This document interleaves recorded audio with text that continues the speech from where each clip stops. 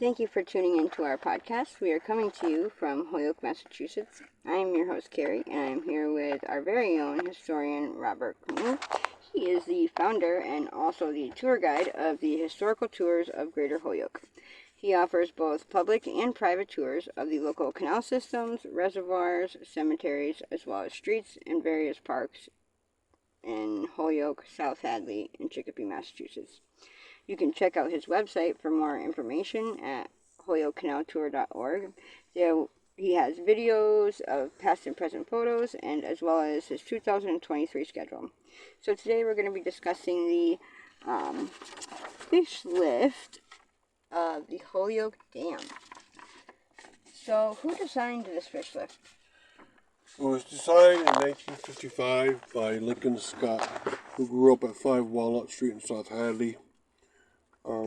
He went off to the University of Pennsylvania to get trained as an engineer and got married there, and came back to South Hadley and Holyoke.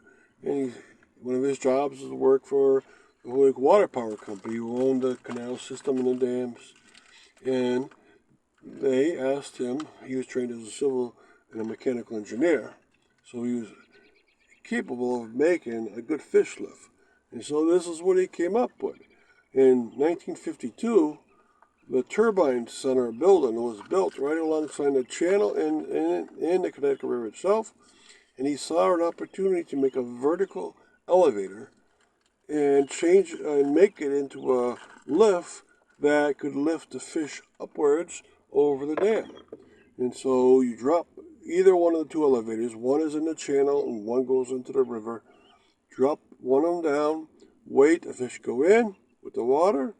You pick them up. They're very strong elevators, picking up all this water.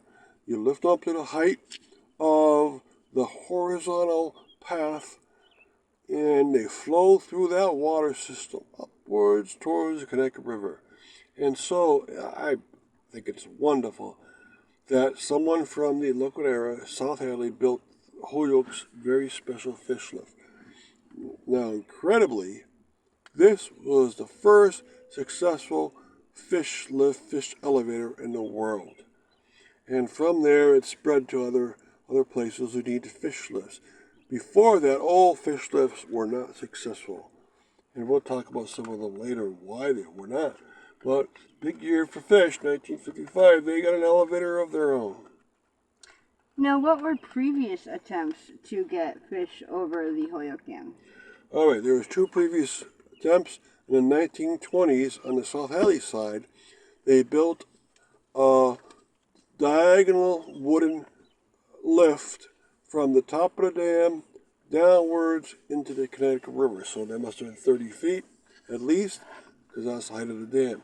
And they angled it so it was a decent height for fish to try to get up it. And the water came downwards into the wooden system. When it hit the water down below, it made the water rush, and the fish love that sense of rushing water. They know they have to migrate against it. And so they had this plank go. Now, they knew that the fish could not make it up in one go. They're very strong, these fish, but not that strong. So what they did, they put wooden pieces about every 3 feet, where on both the left and right side, they would stick out perpendicular from the lift itself. And that gave every 3 feet the fish an opportunity to rest behind them and see if they could make it up that way. Well, it failed. They didn't want to go up it, and the rest points didn't seem to work. Now, in 1930, they tried again, this time in the same location on the high side, this time with a concrete fish lift that was diagonal downwards, and they made it longer so it was an easier diagonal to get up. And also they put the little pieces perpendicular to the concrete fishway to give fish every 3 feet a way to rest. So it was like the wooden one, but it was at a gentler diagonal. And it did not work also. Now, when is the fish lift open? Okay, the fish lift is open from sometime in the first week of May every year to sometime a little past the middle of June. And they're open usually about 6 days a week during that period, and it's only 6 weeks. And they're open approximately 9 to 6. And so you can go in there and see the operation of the fish elevators. You can see the outside tops of the turbines. You can also go into the fish, a walkway which has the fish going horizontally from the elevator upwards above the dam. You can see all that, plus there's a classroom where you can learn about them. So you can do that, but also if you have a special group, you can say any time of year, show us these items and you'll be able to see them. So school groups and tour groups can go in there. But the best is always May and June. The reason why, that's when the fish migrate upwards. So tell us about the migration of fish around the area of the Connecticut River. Okay, so the shad love it in vast quantities. About 250,000 shad a year go up through that elevator, and they're counted. So they're migrating very well. The salmon don't like it as much. You only get a few a year. It might be true that the salmon never even migrated far up the Connecticut River anyways. And whenever they have a chance to train them to do so, they don't come back. And so maybe the salmon never went up. And people read in diaries, oh, we fished some salmon off the shores of Northampton and the Connecticut River. But maybe these people were just calling every fish they caught a salmon, instead of calling it something else, which it really was. And so people nowadays thinking maybe the salmon really didn't run. But you got a lot of other kinds of fish. You got a lot of other kind of eels, and you got birds, and you got insects, you got mussels, right? There's actually one kind of mussel called a yellow lampshade mussel that looks the color of a yellow electric light lampshade. And it's found in only 4 places or maybe 5 places around the world. In the Bay of Fundy, Nova Scotia, in Chesapeake Bay, it's found in a couple places. It's found in 3 places in the Holyoke area. One's inside the Holyoke Canal on the first level and the second level.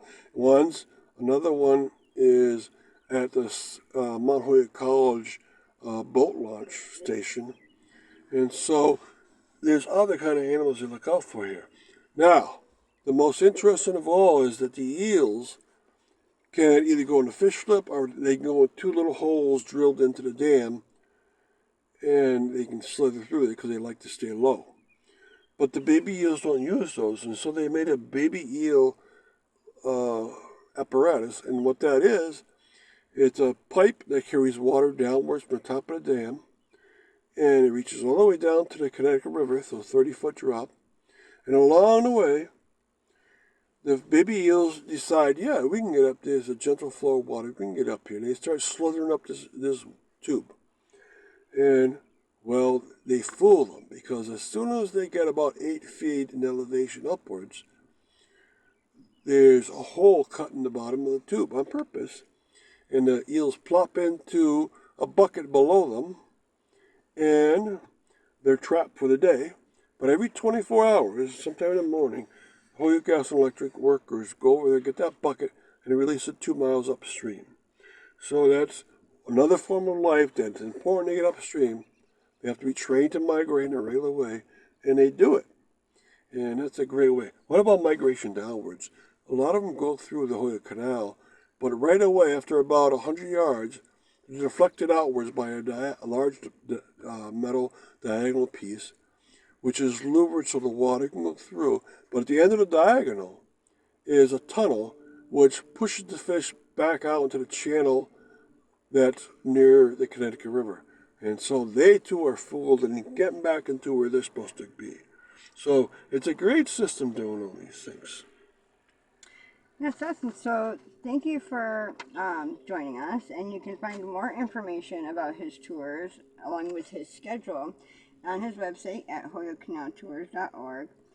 Again, you can check out his videos, some of his photos, and the 2022 tour schedule for his different tours.